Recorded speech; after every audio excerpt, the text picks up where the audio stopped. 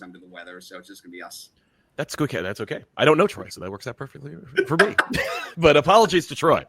Yeah. Hello, true believers. Welcome to Secret Identity. I am your host, Brent. I can't believe the Fantastic Four is underperforming at the box office. That movie was awesome. Burnbound. It's a long name. I know. Joined by my co-host, our Oracle, the president of the Pedro Pascal Stan fan club, Miss Slater Harrison. What up? Me and Pedro, we go way back. Game of Thrones times. And unfortunately, Troy Bond is under the weather today, but we have a very special guest on Secret Identity, one of the greatest comic book podcasters of all time, the founder and creator and host of ComicPop, Mr. Sal Crivelli. Hey, thank you for having me. Thank you for being here. My pleasure. And we figured with Sal here, why don't we do a viewer mail episode? Why not? I don't know your viewers. I haven't received any mail from them, but I look forward to answering it anyway. It's coming. It's coming. It's just We'll answer to the name of Troy. I'll just answer his mail for me. perfect.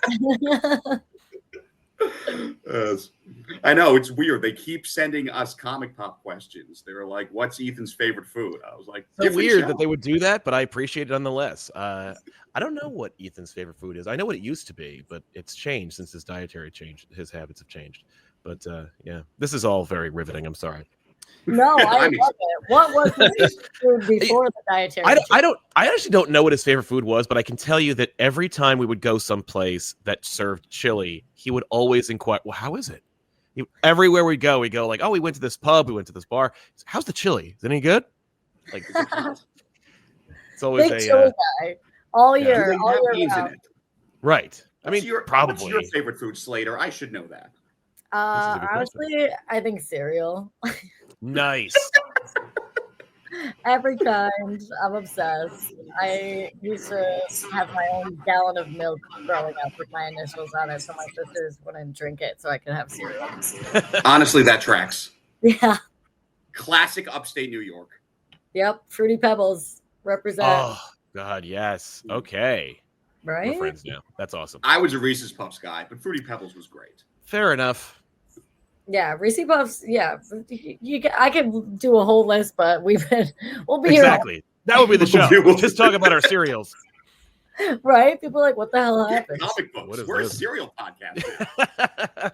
Yeah, they made some comic book cereals. There was a Spider-Man cereal. There was a Batman movie cereal. Oh yeah. I ate all the terrible licensed cereals. I ate the Ninja Turtle cereal. They were all awful, but you know, you had to represent.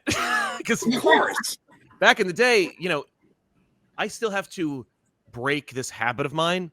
When I was a child, like a little kid, there wasn't a lot of comic book merch. You know, you could get comic books, yes, and you could get some action figures, sure, but like merch, like a backpack or a mug or some kind of, you know, fun tchotchke, very rare to get a comic book superhero piece of merchandise. Now you throw a rock, you get anything. I was at the Target yesterday and I had to I was like, oh, Spider-Man notebooks. Stop. I don't need Spider-Man notebooks. Okay. It's just like the school section. I don't need this, but I'm just so wired to be like, oh my God, anything with Spider-Man on it. I can buy it.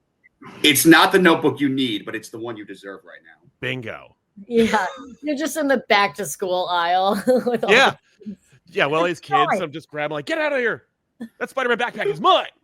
It is true, though. I feel like I used to go to Urban Outfitters because they had like Spider-Man and Batman shirts. And I was like, where's the Dan Ketch Ghost Rider? Yeah. That's still woefully underutilized, but you know, you could find some. No, there is no Ghost Rider merch. I'm sorry. I was like, where? If there were, I'd have it. Like I would have a Ghost Rider shirt. Nick Cage owns all of it. Yes. Yeah, he keeps it. There's actually a lot of it, but it's all in a castle somewhere. Yeah, right. With a secret code. Even the Sam Elliott stuff. Exactly. I would buy a Sam Elliott shirt. Are you kidding me? Oh, without a doubt. What was that movie he did? Star is Born. He was so good in that. Oh yeah. Wait, what's that movie that screen legend Sam Elliott did? Oh. I don't know. Tombstone. He was Break of the Dead. Yeah, he's great. I thought you were saying Big Nick Lebowski. Cage was in A Star Is Born, and I was like, what? What was that one scene he's in where he just stole the show? Yo, could you imagine? I love when he just pops up and shit. Like Uh, He could have done the Dice Clay role. He probably could have. Yes. I think Nick Cage is underrated, but I think people are starting to gravitate towards him and give him. Oh, the credit yeah. he deserves. Adaptation is one of my favorite movies of all time. What is?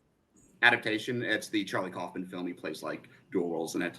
Yeah, he plays the twins. He's good. Yeah. That's a good movie. I think Pig has gotten him a lot of notoriety nowadays. Like Pig was good.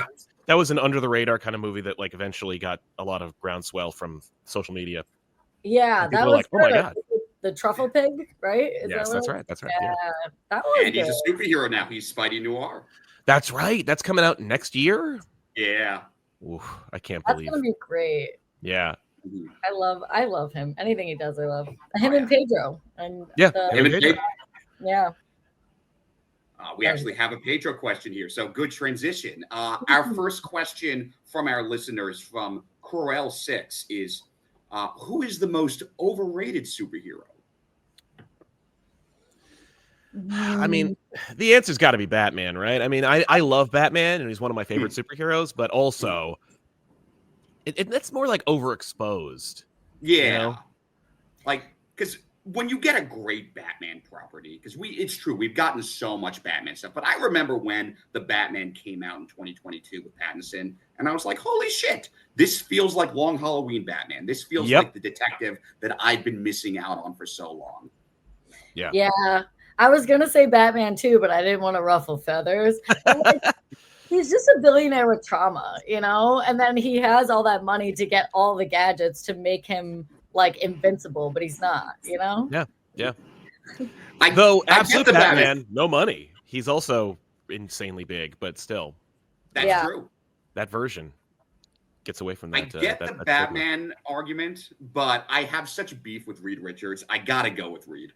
Reed is. I don't know if Reed is overrated. It's not like there's throngs of children being like Reed Richards, Mr. Fantastic, my favorite superhero. But I will. No, it's true. I will accept it because you're the host of the show.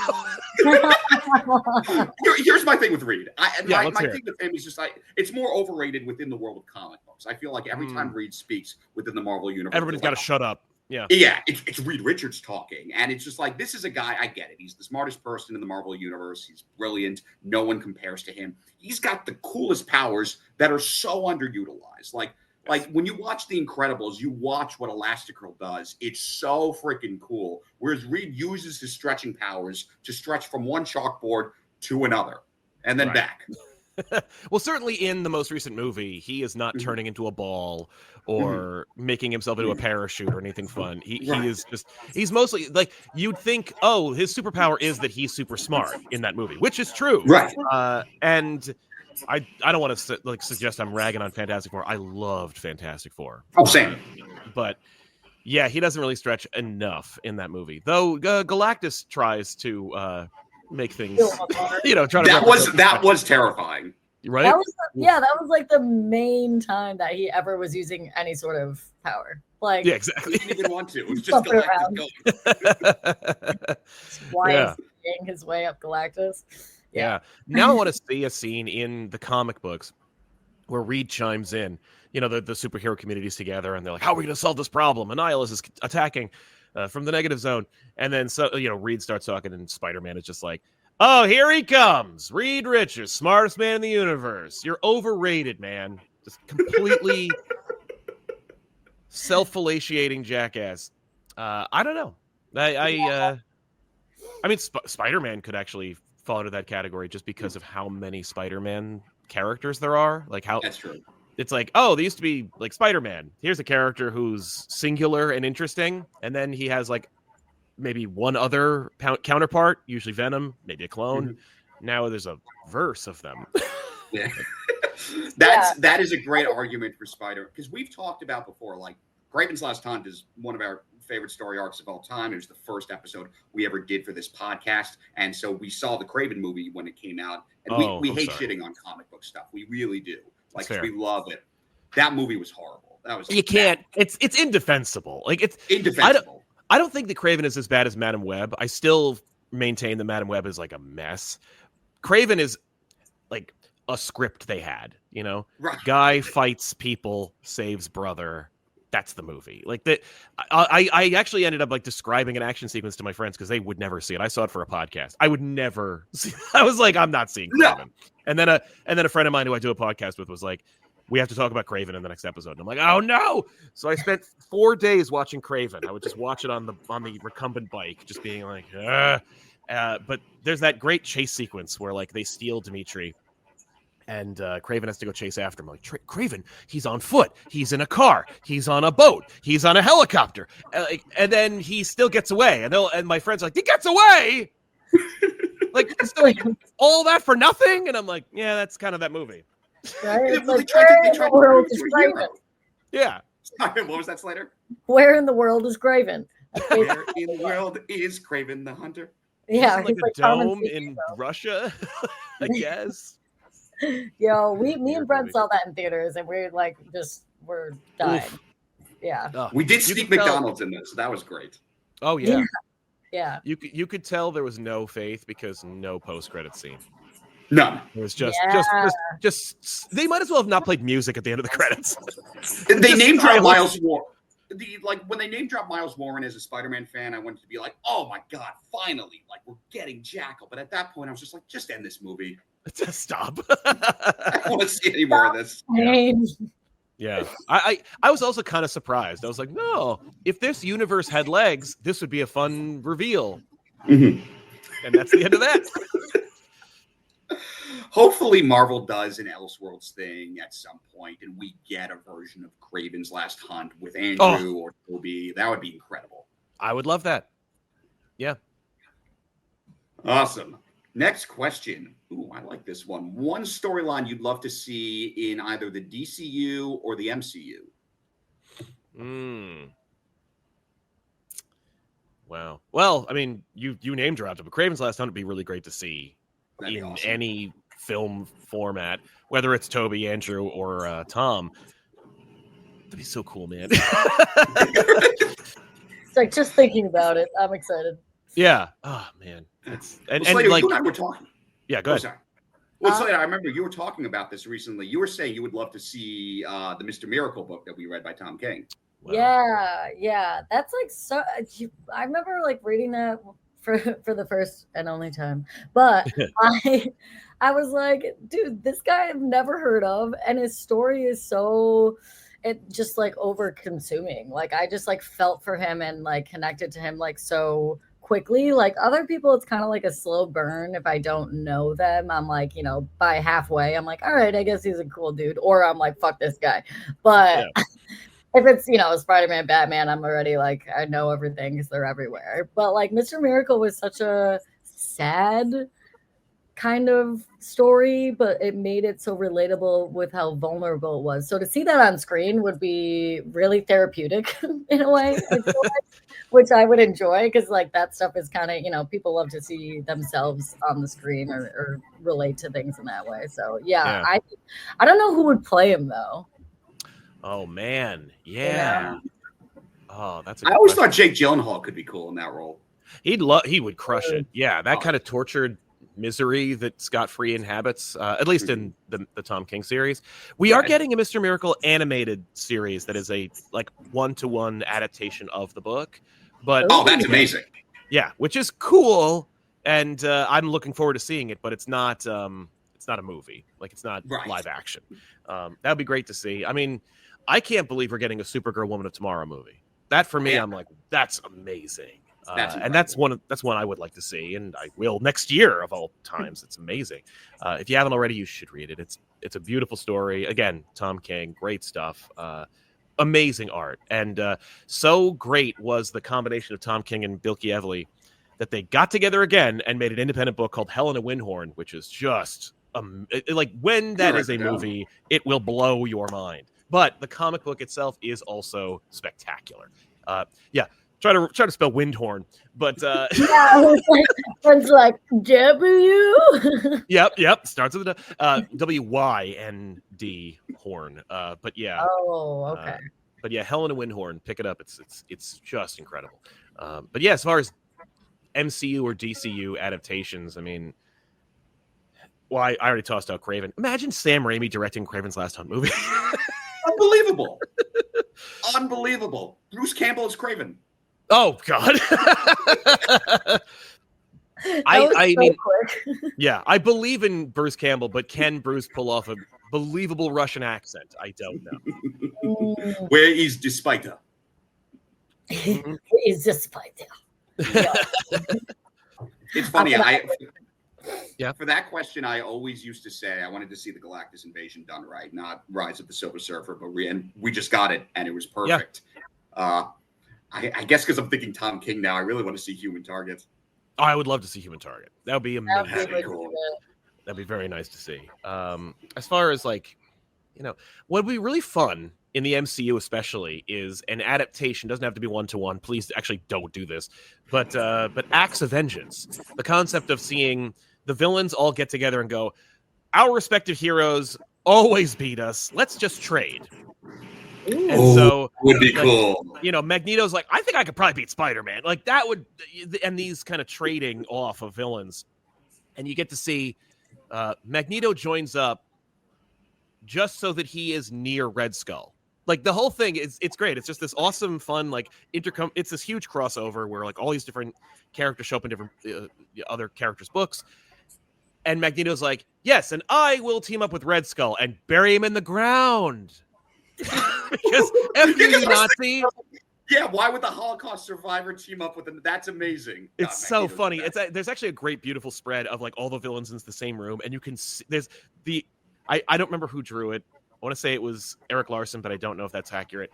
But there's a shot of Magneto just looking at Red Skull. Everyone's talking, planning, and he's just like, "I've got plans for you." Oh, it's so cool. It'd be so cool to see. Now that being said, obviously in the MCU, like Red Skull is a gem guardian specter or something, and Magneto hasn't been introduced yet. but it's an idea that I'd like to see. Where just watch the villains trade heroes. Yeah, that'd be sick. Because I think in one of our other episodes, Brent, we talked about like our top 5 favorite villains. Because everything's always so like, who's your favorite superhero? I love the bad guys. You love Doom. And in real life, okay? You are a big Doom fan. Yeah, I love Doom. Are you kidding me? I don't know why. He's such a piece of shit. But I'm drawn to Doom. I don't know. I that's why I'm so stoked. Sal, how'd you feel when RDJ was revealed as the new villain? I was initially disappointed because I was looking forward to seeing like anybody play Doom as opposed to like someone I've already seen do something. But I mean, I love Robert Downey Jr. I can watch him do anything. I will be excited to see it. Yeah, it's going to be great. And also his face is going to be covered for like most of it anyway. But like, I feel like I was like, wait, what? How is this possible? Because like I'm not as well versed in these worlds like you guys are. I'm getting there though. I'm getting there. And and I was like, what? But he's like Iron Man. Like when someone is so connected to a different like main like role like that, I was like, they can just do that. Like, aren't people gonna be pissed? Like, yeah. I don't know. That's like if Tobey Maguire started being like Batman, I'd be like, what the fuck? That'd be weird. Well, especially if Tobey Maguire was Captain America or something. Like if he had to interact with these characters again, but pretend like he was somebody else. Yeah. I think they're going to lean into it. Like I think they want to do a Tony Stark impersonation plot, which I'm like, I hope you have a story because that alone is not enough. I hope it's really good. I know that Downey will be great. Yeah. Will he be a great Doom? He's always great. I don't know. He's always great. Like I'll watch him do anything.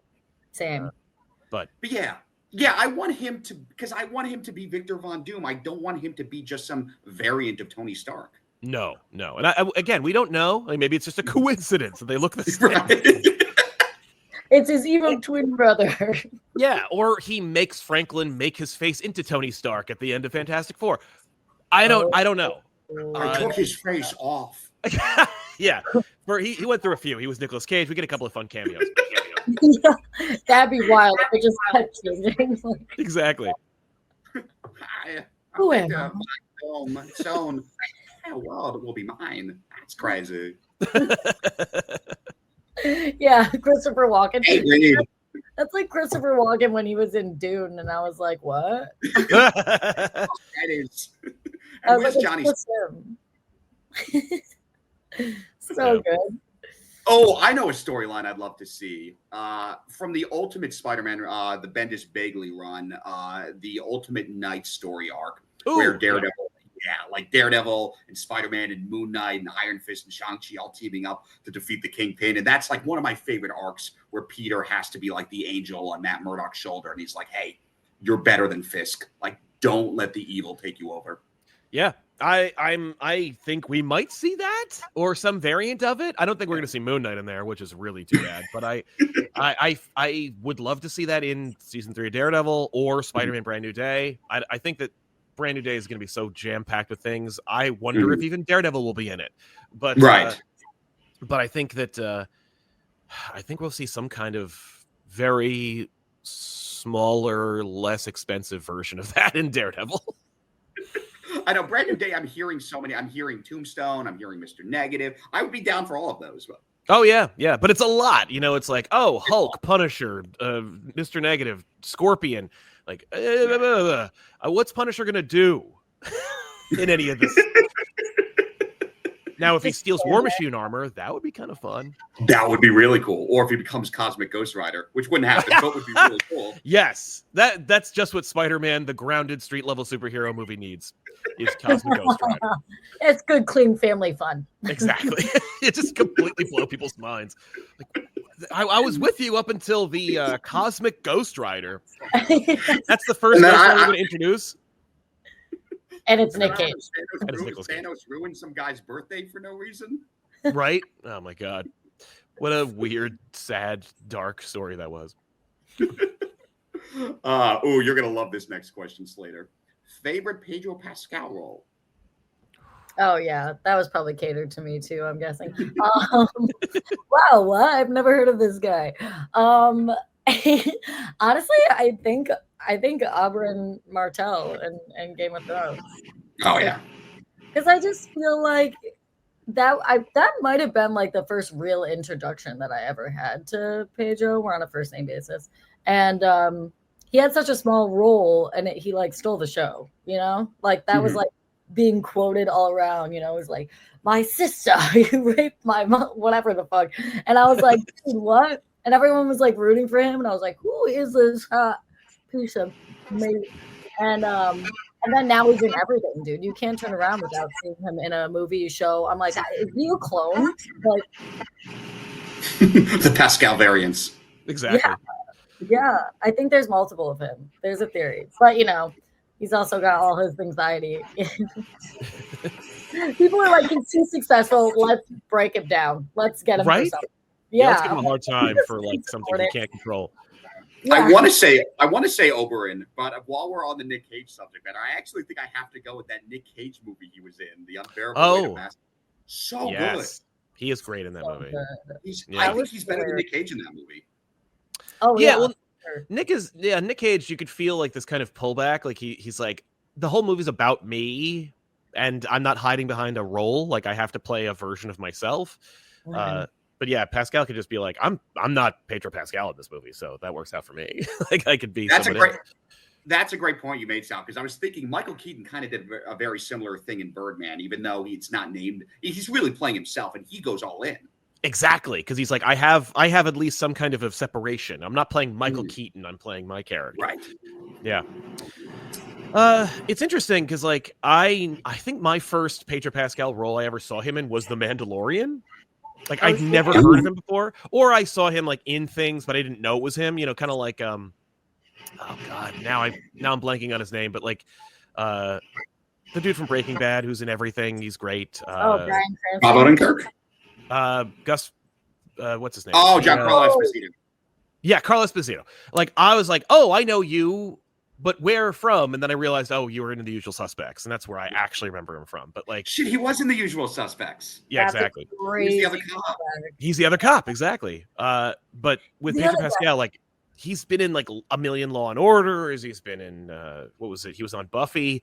I didn't watch any of those. So, well, I watched Law and Order, so I may have seen him in something. But the role that I think I love him the most in, that I'm like so impressed by, is a toss up between him being Joel in The Last of Us or Reed Richards. Like his Richards is so interesting and so well delivered, especially against all of the anti-Pedro Pascal sentiment that was around that character when they were like, oh my god, Pedro Pascal's playing everybody, is Reed Richards in this thing? That doesn't make any sense. And then he nailed it, and I was like, oh wow, okay. Did you hear? Okay. Yeah, I was thoroughly surprised and impressed by Pedro in Fantastic Four. Like I did not know what to expect, but I didn't expect that, and it totally like blew all of what I thought was going to happen. Yeah, I just learned recently that he apparently for a while tried to do, well, he achieved it, but he tried this out where his Reed Richards had a transatlantic accent. It sounded like Cary Grant, where he's like, "Hey, Bertie, here's what I have to say about that." Like it's just, and apparently it was really awesome, but like the rest of the cast didn't know if they needed to follow it or if they had to react to it, and the director was like, it'll pull people out, just do something else. But he's doing a different voice. Like he's doing something different than like just playing Pedro Pascal or playing Joel or playing anybody. But yeah, it's either the amazing chops he had in Last of Us or Fantastic Four, where I'm like, this is one of my favorite roles that he's ever done. I love Reed Richards Pedro Pascal doing a Cary Grant, and then Ebon Moss Bacharach is like Ben Grimm's like, do I do like Jimmy Stewart now? Like exactly. Like, what do I do? Full of rocks. That would be amazing. Everyone's doing a voice. Yeah, poor Vanessa Kirby's doing Katharine Hepburn. Yeah. That's epic. Yeah.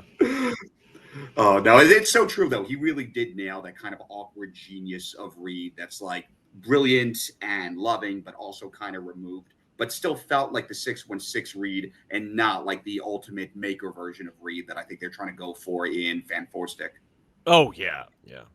Yeah. I'm still waiting for him.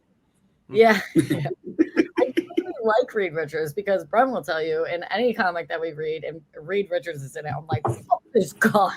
Like, I can't stand him. And like in Fantastic Four, I was like, oh, I feel for him kind of in a way. Yeah. He is a little bit human. At least he's self-aware, you know? Yes, exactly. Mm-hmm. Certainly more so than an either counterpart. Yeah. Well, yeah, because I don't think you were on FF Life Story, which was like a great Reed Richards book. So I think your first Reed Richards book was Civil War, and he's such a dick in Civil War. Yeah, it's tough. Yeah. I'm not a fan. Ooh, all right. This is one I'm very curious your perspective on, Sal. Why do you think Marvel doesn't let Spider-Man be married? Oh man, what a loaded question. It's, there's a lot of reasons that now, back in the day, like I can tell you, having chatted with an editor from Marvel back in the time, like back during that period, Glenn Greenberg and I had a conversation about this. So like boots on the ground during the Clone Saga, they at Marvel wanted to undo the marriage 30 years ago, and probably going further back than that. I mean, like you can see in the comics themselves, like Pete proposes to Mary Jane at least twice in the comic books, and she says no. Mm-hmm. So you could feel them kind of not wanting to do that even in the 80s. But there has been this kind of like groundswell of anti-marriage or anti-Spider-Man marriage sentiment pretty much since the annual came out, like since Mary Jane and Peter got married. But they also, back in the day, like from the 80s into the mid-90s, kind of like rolled with it. They were like, this is the status quo. This is what we have. This is the hand we're dealt. This is the stories we're going to tell.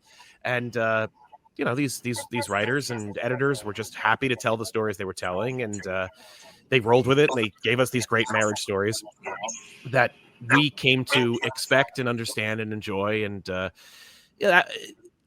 it conditioned us to expect it and to be normalized to it. But behind the scenes, they couldn't be more frustrated and more unhappy with this marriage. So Interesting. when we got One More Day, that was like a long time coming, and it was also like kind of like a promise that Quesada had given, because when Quesada became editor-in-chief, like he had a lot of proclamations that he was going to do. We're going to bring Alan Moore back to Marvel. We're going to finish that JLA Avengers crossover, and then I'm going to make sure we never do another one, because I'm going to say really inappropriate crap about my colleagues and competitors over at DC.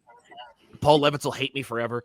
Like, but he did a lot of things that he like promised he would do, and I think one of those like kind of pledges to like the old guard / current guard at Marvel at the time was, we're gonna undo this marriage. We're gonna fix this problem that they've perceived was a problem for going on 35 years.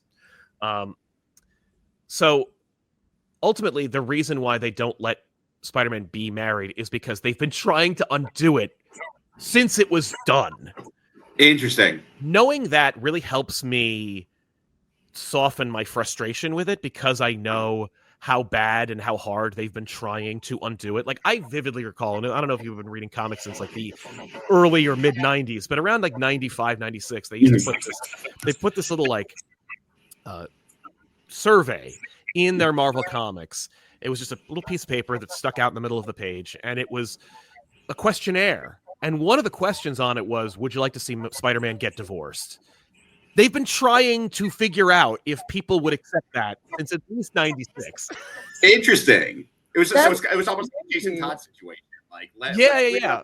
Readers. Well, I don't know if they were like, if the readership all says like, yes, get divorced, we're going to do it. But it certainly was someone's idea behind the scenes, and they hoped to get a bunch of these questionnaires into a stack. Again, it didn't happen till what, 2003, 4, 5? No, 4. The divorce? Yeah, the One More Day. Was that 06? I think it was later. I think it might have been 07, because if Civil War was 06, and that was right after. Oh, yeah. And then there you go. They got married in 87, so they were married like for 20 years. Exactly. So yeah, I feel like that questionnaire system didn't serve them well, but yeah, now they were like, do you want them to get divorced? One more divorce. That was going to be the new one coming out. It's funny that questionnaire also said, like, would you like to see Rogue and Gambit get married? And I'm like, so you want, like, pick one, pick a lane here, folks. Yeah, and there was no. It just said, do you want to see Spider-Man and Mary Jane get divorced? Yes. Yes. or absolutely. I think that today, in today's world, the editorial, the people who run Spider-Man right now are in a weird place where it's a combination of like, yes, I need to preserve this decision we made that was so controversial. People are still complaining about it 20 years later, but also I think they think there's like a financial stake in Spider-Man being single. Like, I genuinely think they think that if Spider-Man is married, they'll sell fewer comic books, which interesting. I think is a fallacy. And again, this is all conjecture. I don't know this for a fact. It's just like seemingly no one at the editorial level of Spider-Man wants Spider-Man to be married. So it's never going to happen. And that's it. That's why that was fantastic background. Yeah, like, I mean, and I agree. I don't think there's necessarily merit in having him be single. I think some of the best storylines work when he's married to Mary Jane, whether it's like when he was first married with Craven's Last Hunt or Venom's first appearance or Spidey Blue. I mean, we talked about that. Like, one of the biggest moments of that story is when MJ walks in on him recording on the tape recorder, and instead of like being jealous, she's like, hey, say hi to Gwen for me. Right. Yeah. Oh, good. Sorry. No, it's fine. I was going to say, I feel like it's kind of a weird mentality among the public when they're ingesting any sort of thing. Like, I feel like if, like, people project and they're like, oh, like, if this celebrity isn't married, then I have a shot.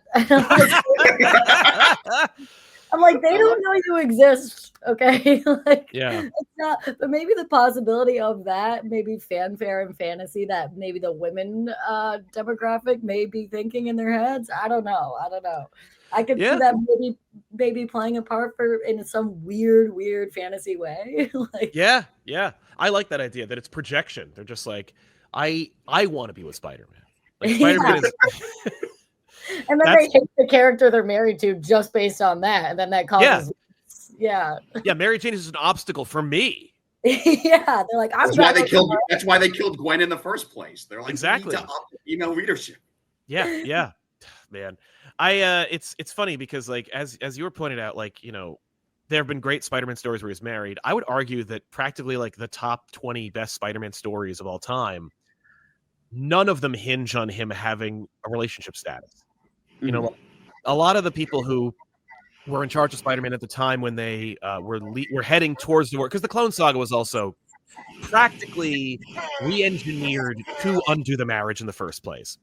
So like that's how long they've been trying to do this, and which is hilarious because also in that story they were like, oh, let's let Mary Jane get pregnant and like really double down on this relationship. They're gonna be together forever. Yeah, but also we're writing the story so that they can divorce.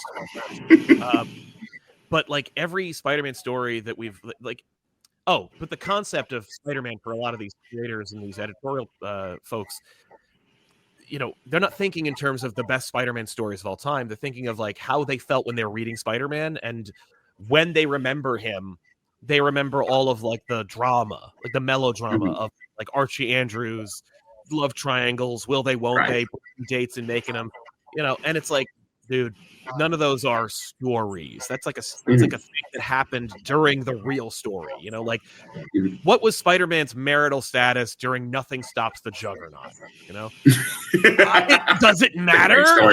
Does anybody care if Spider-Man was married or dating somebody? Like, was it Deb Whitman? Was it Felicia Hardy? Who gives a crap? All that matters is Deb Whitman. I haven't thought about her in a while. Yeah, I pick these characters where it's like, because that these editorial folk are just like, we got to get this Mary Jane person out of the way so we can pave the way for great, rich, awesome characters. Oh, you mean like, I don't know, any of the people that Peter has dated that no one remembers, like Sissy Ironwood or poor Carly Cooper, who maybe still looks like a goblin. Carly Cooper. Right? Like these characters who like nobody, like Lily Hollister, does anybody care? Does anybody miss Melissa, or is it Michelle Jones, who actually like Zendaya technically is, but also isn't because she's MJ? Like, because there also was a character named Michelle Jones who was in Brand New Day. That's right. Like, whatever, no, that's the weird part, is that like Kitty Pryde in Ultimate Spider-Man. Kitty Pryde. Yeah, that's right. Kitty can't get away from those Peters, man. She's Peter Quill, Peter Parker, Kitty Rasputin. Yeah. Rasputin, that's right. Colossus. Yeah. But yeah, I think it's just like this. It's like they had been trying for so long to get away with it that now that they have, they're never going to roll it back, because it took them 30 years to actually do it, to pull the trigger on this weird executive decision that everyone was whinging about. Yeah, I feel like it doesn't add to it. So like, why do it? Yeah. So for them, it's like you could feel the like, no one wants to say anything permanent. Like when Tom Brevoort is asked about it, he says, oh no, Peter and Mary Jane can date, but we're not going to see that marriage thing ever again. And the hilarious part is like every out of continuity story about Spider-Man is him being married to Mary Jane. Like every movie is like, they're star-crossed lovers, they need to be together. And the comics like, no, my favorite girlfriend of Peter Parker's was Sissy Ironwood. Like, I'm just pulling random names out of it. I liked when he dated Ms. Marvel, or Captain Marvel now. I loved the early Liz Allen infatuation. Yes, I liked it when he never dated Liz, but also had a crush on her, and then it was revealed that she had a crush on him, but she married Harry Osborn anyway. Like, that was fun. Everybody loved that. And then he went crazy, and he created robots of Peter's parents, and he died. Yes. But then he came back. That's right. And then died again, and then never came back, because apparently he was a clone the whole time. So the clone stuff makes my brain hurt. Yes. I'll try to back the clones. I got Peter and Ben Reilly on here. I know that is the shirt from Revelations. That's the death of Ben Reilly story arc. I love that image. That's Jazzy John Rita Jr. at his best. It's awesome. I like this next question. What is stopping Western manga buyers from becoming Western comic book readers? From Tyson Rogers.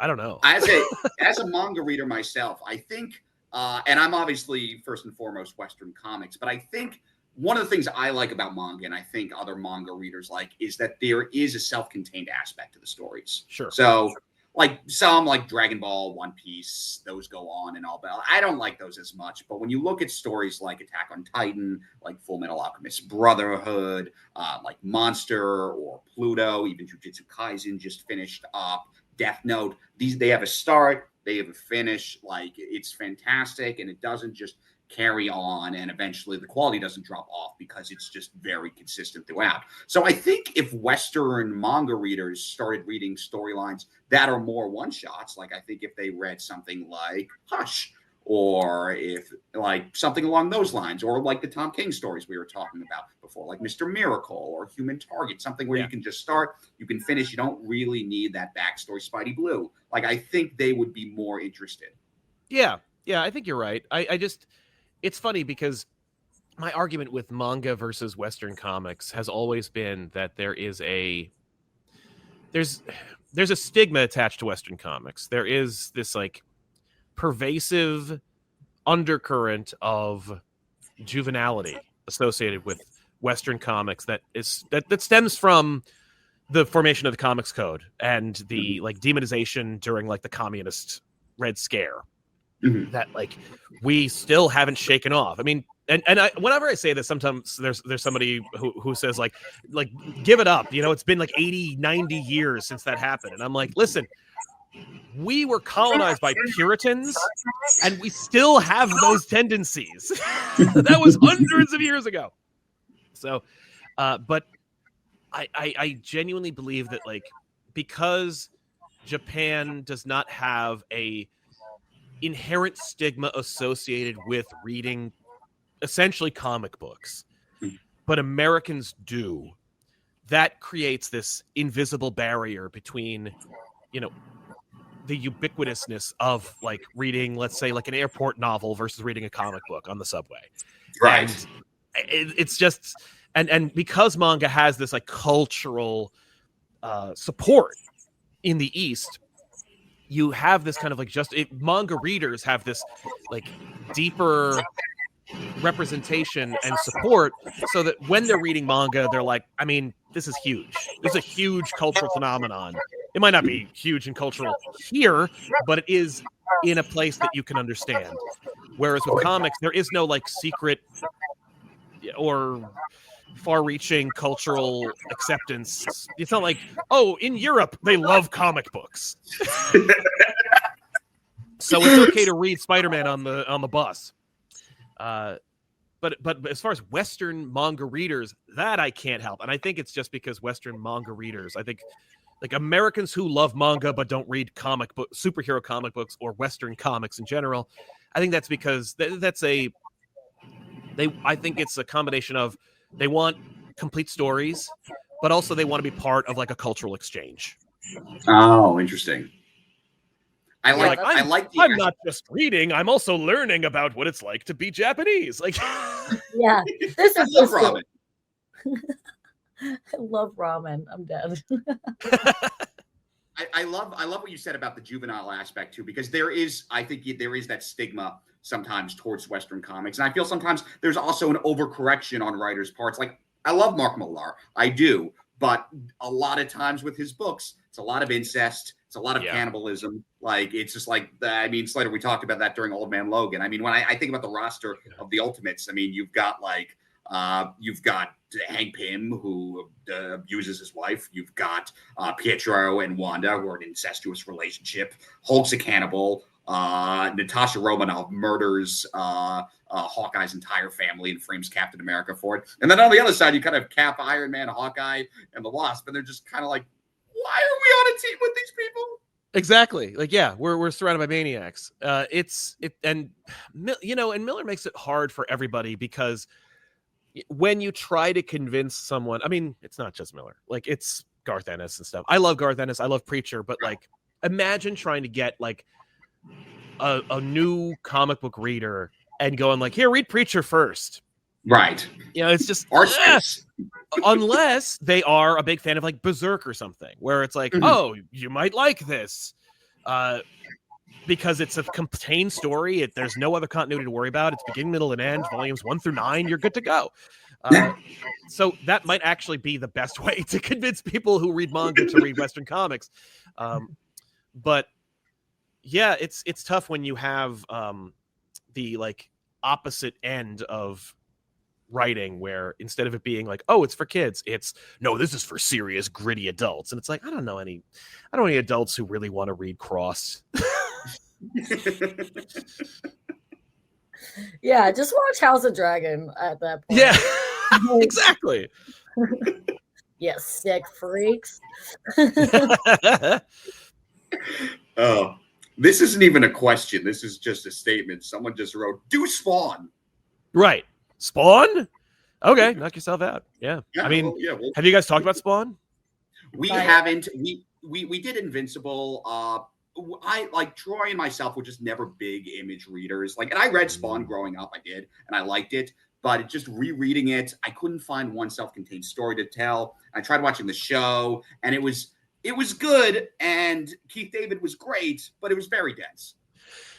Not only that, but like, I love that show. It won an Emmy, but I also, and it's better than the movie. Mm-hmm. Yes, it is better than the movie. But is it better than the Crow movie? No. The Crow movie is awesome. No, the Crow is amazing. I love the Crow movie. I love the Crow. I don't know. I love the Crow, and I love that Spawn show. But one of the major issues I have with that show, besides the fact that it's like, it is as stretched out as the comics, where it's like, Spawn, please do something at some point. They reuse a lot of animation, save money. Okay. Like, it's glaring, and I can't get behind it. At least in the first season. And it's weird because I can so easily watch those 90s shows that I grew up with, like Bruce Timm, Batman the Animated Series, Justice League shows. Oh, I love those. Yeah. Oh, yeah, those are great. And, there's a budget, and they have a huge studio behind it. That's the other thing, is that Spawn was, like, relatively independent as far as it's concerned. But still, I couldn't recommend, like, a Spawn for you to do that's self-contained and not deeply connected to its own mythology. Mm-hmm. But yeah, maybe just watch the movie and laugh about it. Yeah. I like that. Because you'll get the idea. That's the thing about Spawn, is that it's such a great pitch, and then it just gets so far away from itself, and just kind of chases its own tail for a while. But that initial pitch, still solid. Oh yeah. And like the Violator, and like I think John Leguizamo played him in the movie. Like, yeah, he ate bugs. He really ate bugs. He was like method acting. This will get me an Oscar. Yeah. Is the movie like a so bad it's great? Because like I just watched Coyote Ugly for the first time because it was the only movie on the TV in Portugal, and it had terrible. I love that movie. That movie was awesome. That fair. Movie is amazing. Okay, it's right up there with Clueless. Same vibe. It's a blonde trying to do her best. Yeah. I love Coyote Ugly. I'm dying that it was on the TV in Portugal. What, did they just get it? There's that in Ghostbusters too. Okay, all right, that's nice. What a spectrum! That's wild. That is wild. Yeah. Is Spawn so bad it's good? Kind of. Okay. Yeah, it's not terribly boring. The acting is very soap opera, so that's fun. Yeah. And the special effects are like, wow. Some, when there's puppets, it's like, that looks great, and when it's CG, you're like, oh man. So yeah, I think it's worth a watch. It's worth one more watch. Okay. Because like I don't even think Craven was so bad it's good. I think Craven was so bad it's bad. Craven was too boilerplate. That's the problem. Craven was a boilerplate movie. It's just like you could literally you could file the serial numbers off, and it could just be like Action Man. But Spawn is unmistakably Spawn. At no point is Spawn not Spawn. Like there's a great, like, I remember the cartoon was on at the same time the movie came out. So like you'd watch the movie and then go, ugh. And then you watch the cartoon, they have the exact same scene. They have the same scene where like Spawn's back, he digs up his own body. The whole reason he's Spawn in the first place is because he loves his wife. In the cartoon, he takes his wedding ring back. Like he takes it off his own corpse and keeps it. because like this is the promise I made to my wife. This is my wedding ring. Yeah, right. In the movie, they were like, "Oh, that's too gruesome, and this has to be PG-13." So he takes a locket off of his corpse with a picture of his wife in it, and I'm like, "Just get the ring." Like, it's so much more symbolic, and and even the cartoon understood that, but like, nah, it's not big enough. It doesn't have a photo in it. We can't get a good shot. Like, we gotta go lock it. A thing that this military man would never have. I was just gonna say, like, precious. They should have just done it. The original director was Tarantino, and he actually went into his corpse's ass. He found this watch. He had it, and he was. Yeah. He's got dysentery. He give the watch to me.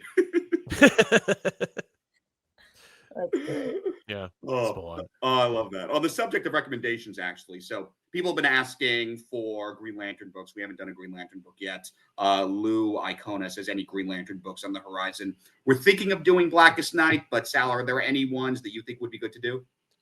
Just for Green Lantern? Yeah. Oh man. You know what I love? It's not in continuity, but it is incredible. It's Green Lantern Earth 1. So cool. Awesome. It's a straight up like Damon Lindelof sci-fi action movie. Like, I love that. I love it. So there's only 2 volumes. It's super easy, and it's all when they released them back in the DC Earth 1 initiative, they were like full complete stories. Like, you'd get a original graphic novel instead of having to get like individual series. That was great. Yeah, Green Lantern Earth 1 I loved that one. Is that Hal? Is it John? It's both. You get Hal and John. Oh, which is so cool. is it, because you mentioned Lindelof, is that going to be like an inspiration for the Lantern show that's coming? That's an interesting question. I don't think it will at all. I didn't mean to mention Lindelof because he is also working with Tom King on the Lantern show, which is about Hal and John. That's really funny that just came to me. I didn't even think about that. But no, I think Lanterns will by and large be on Earth. Like, I think that's going to be about. It's a police procedural, more or less. At least that's the okay. And we are getting Guy in it. And Guy, yeah. I hear he drops a lot of F-bombs in the show, which I'm very excited about. Nice. That's like my kind of dude. That's kind of like, would that be a storyline in the DCU, Blackest Night, Bren? That would be kind of cool. That would be cool to adapt. That actually would be. And it was like all these DC characters were dead at the time, like that are all now back because DC's always rebooting. But like it wasn't just like Ted Kord was dead. I think Martian Manhunter died during Final Crisis, and Ralph and Sue Dibney from like Identity Crisis. That would be cool to see. Yeah. All right. Yeah, man. Yeah, that's one of mine that I love, and I'd like to see that.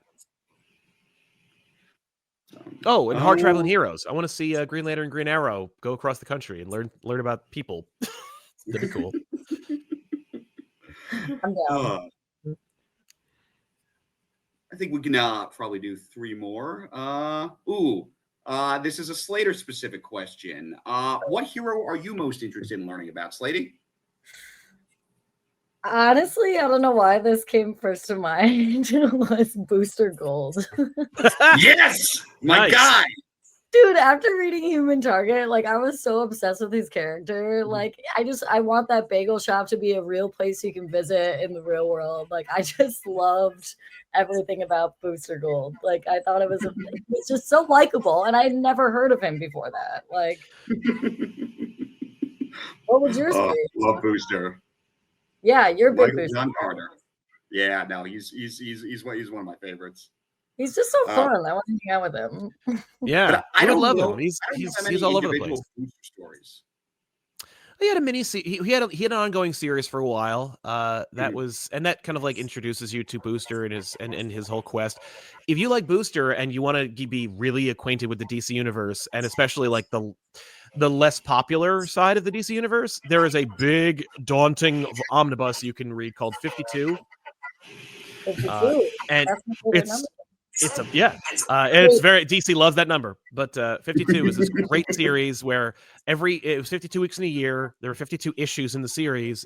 Each issue came out 1 week, and the idea was after a big crisis, Batman, Superman, Wonder Woman are off the table, and so who's going to protect Earth? And so Booster Gold's like, me. So yeah, so Booster Gold basically is like, I'm now like the head honcho of the DC universe, and I'm going to live stream what I do, and I'm going to take brand endorsements, and I'm going to like become a celebrity in a big bad way. He eventually like kind of flies too close to the sun. Like he engineers supervillain attacks so that he can thwart them. Like he ends up like, inflating the numbers of his heroism. I love And, that. it's a really cool story. There's a lot of stories going on at the same time, but Booster's story is arguably his best story, because you watch Booster Gold like learn how to really be like what a hero really is, and I love it.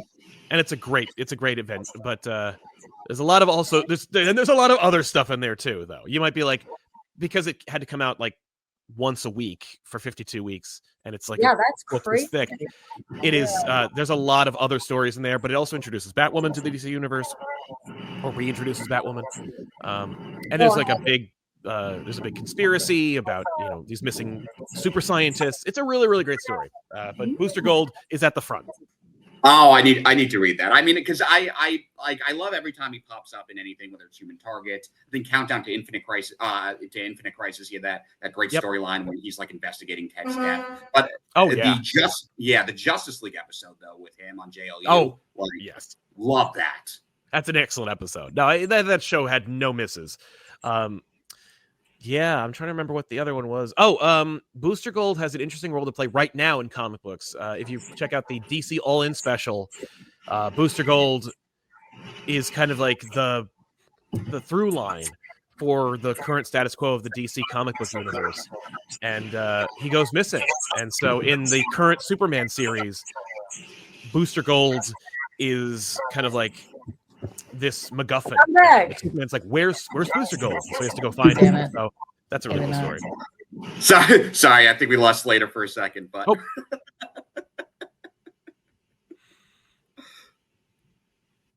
oh yeah, I think we did. You there, Slatey?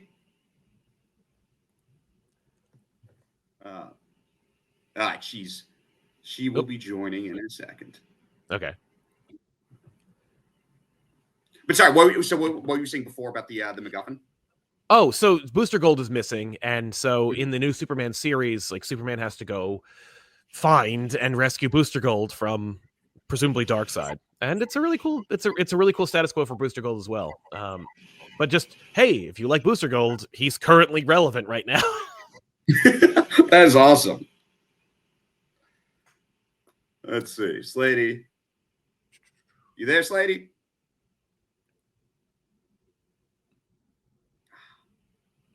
I think she'll probably rejoin. Yeah, you'll see her in the thing. But cool. Let's see. What else do we have on here? Oh, this is a good one. Was there anything you immediately assumed was going to be bad, but then was proved wrong? Oh, well, I will tell you that I was not okay. So I loved Vision from Tom King. So I automatically assumed his Batman was going to be amazing. And for some people it is. For me, it was not. I did not love his Batman. And then they announced Mr. Miracle. And I was like, eh. But then I read it. And I'm like, oh my God. Right. So actually, Mr. Miracle was one of those things. That had a lot to do with my wife, who just has so much better taste than I do. But she loved all the things from Mr. Miracle. And so, yeah, I think it was Mr. Miracle where I was like, nah. And then I read it. I'm like, oh, I'm a dummy. I know. I had no idea Mr. Miracle was going to be as good as it was. And I was kind of late to the Tom King world too. And then when we started this, it was all of our listeners that kept saying, hey, read Mr. Miracle, read Mr. Miracle. And then I read it and I was like, holy shit, this is incredible. Yeah. Hey, I'm back. Hey, you're back. We're talking about things that we thought were going to be bad and they turned out to be good. Oh, okay. And yours was Mr. Miracle? That was Sal's. That was mine, yeah. Okay, nice. What was yours, Brent? I haven't you know what? I think All-Star Superman. I I never was a big Superman guy. I feel like that's such a cliche to say that you don't like Superman. And when we reviewed a Superman book on this, I really wanted to do Red Sun because I like Mark Millar and I love that story arc. And then Troy was like, hey, check this book out. It's actually really good. And I'm like, I mean, how good can this be? And then I was like, holy shit, this is awesome. Yeah. Nice. That's awesome. Like the sequence, like just the small stuff in the book too. Like I like the sequence when he's just knows it's the end and he's doing all these little things, and like when he stops the teenager from jumping, not by catching her, but like saying, hey, we all go through these things in life. We all go through our anxieties. Like we're still here. Like you're stronger than you think. I just love that. And I felt like there was a bit of an homage to that in Gun Superman 2 when like he saves a woman, he puts her on the roof. He just quickly goes, hey, you're gonna be all right. Just deep breaths. Yes. Oh yeah. Yeah, that was so good. I think for me, which isn't really like the superhero vibe, but like I remember when we did an episode for Bone, and I was like, what the hell? I'm like, this is for like kids. It's like this freaking big. I'm like, what the heck? And dude, after reading that, I was like, I'm hooked. I love this little guy. Like, I love everything about it. I think that all the storylines, there's so many lessons being learned and so many different like characters that embodied like the good side, the bad side, the ugly side, the rich side. You know what I mean? Like, it was like I was totally blown away. Yeah, like oh my god, the two creatures were hilarious. That was like Ben Grimm and Johnny kind of like cadence, right? It's just like the two guys off to the side who are like main character, but like entertaining, you know, like they're just great. But Bone definitely for me. I was definitely hesitant, and I was like, "What the heck are you guys making me read?" And then I was very pleasantly surprised. That's great. I love that. Yeah. Jeff Smith's great. There's another book he did that I've been meaning to start. I think it's called Razzle. It's like about an art thief.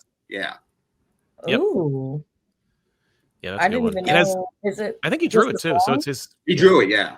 Yeah. So it's that style, but you know, but more human, more normal. Right. So, I think it won the Eisner. I think so too. I don't remember though. That makes sense though.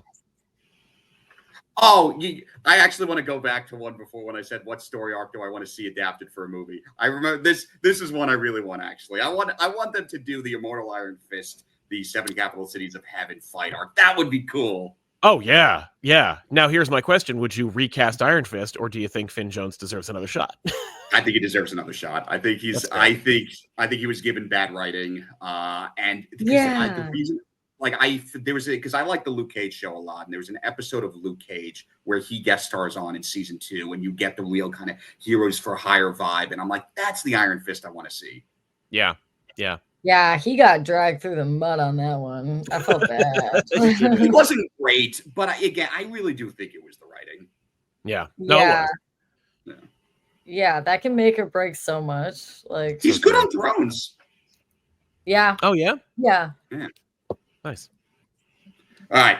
Last question. What is your favorite mutant? Or who is your favorite mutant? Sorry. Yeah, right.